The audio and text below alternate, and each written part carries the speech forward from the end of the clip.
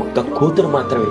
ఈరోజు అబ్బాయిలు ఏదున్నా కూడా పెద్దగా వాళ్ళు ఎమోషనల్ గా స్ట్రాంగ్ ఉండి అవతల అమ్మ బాధపడతారు, నాన్న బాధపడతారు, పెద్ద పట్టించుకోరు. కానీ ఒక్క కూతురు మాత్రమే అటు భర్తతో ప్రేమని, భర్తతో బాధ్యతని అన్ని చూసుకుంటూ, ఇటు పుట్టింటి వాళ్ళ అన్ని విషయాల్ని తను బ్యాలెన్స్ చేస్తూ ఎంత లోపల మదన పడుతుందో.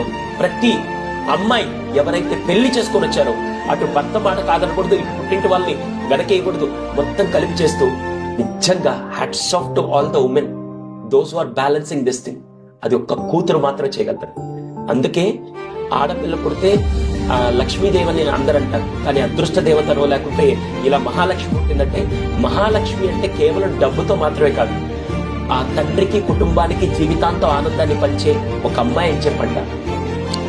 చెప్తుంటే కన్నీళ్ళు ఆగలేదు.